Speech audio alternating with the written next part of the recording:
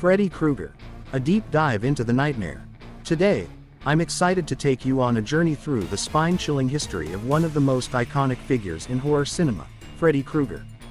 With his signature fedora, striped sweater, burnt face, and deadly glove, Freddy is as unforgettable as he is terrifying.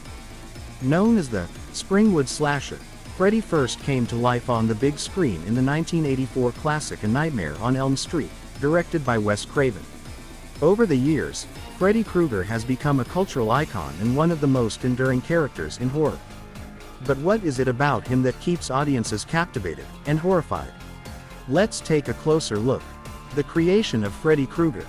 Freddy Krueger was born from the mind of filmmaker Wes Craven. Craven got the idea from multiple sources. As a child, Craven had an experience where he looked out of his window at night and saw an elderly man standing outside, staring at him. The man eventually walked away, but the image stayed with Craven for years, eventually inspiring the character's appearance. Another source came from Craven's fascination with articles about mysterious deaths in the 1970s, where people reportedly died in their sleep after suffering from recurring nightmares.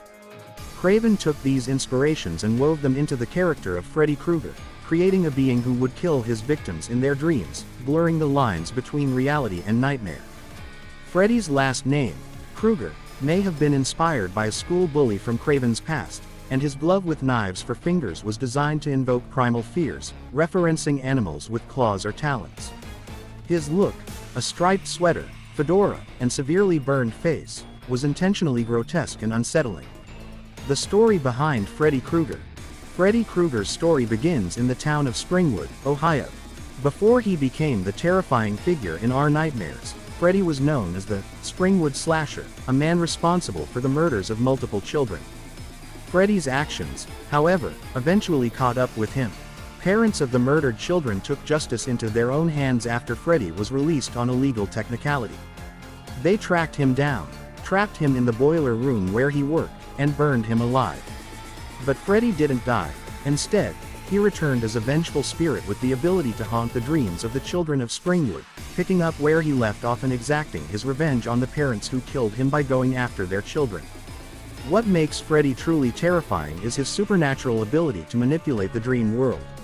Unlike traditional killers, who exist in the physical realm, Freddy operates within a space that's both familiar and deeply personal to each victim, their own mind. This blend of psychological horror and physical danger makes Freddy unique among horror villains. The evolution of Freddy Krueger. Freddy Krueger's story began with A Nightmare on Elm Street, released in 1984, where he preys on a group of teenagers, including the character Nancy Thompson, played by Heather Langenkamp. Nancy realizes that Freddy can only hurt them if they believe in him and are afraid of him. She learns to turn her back on him, ultimately defeating him by taking away his power.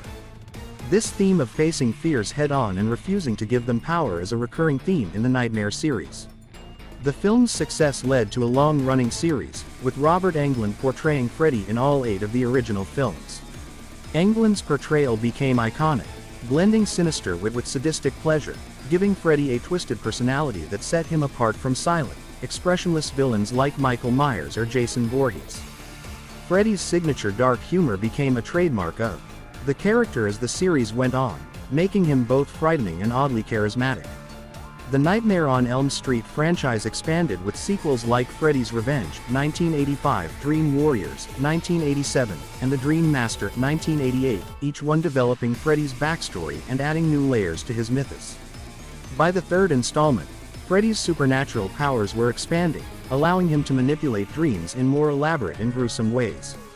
In Dream Warriors, Freddy even faces off against a group of teens with their own unique dream powers, and in The Dream Master, he is shown feeding off of the souls of his victims, growing stronger with each life he takes. The meta twist in New Nightmare. In 1994, Wes Craven returned to the franchise with Wes Craven's New Nightmare, a film that took a unique, meta approach to the Freddy Krueger story.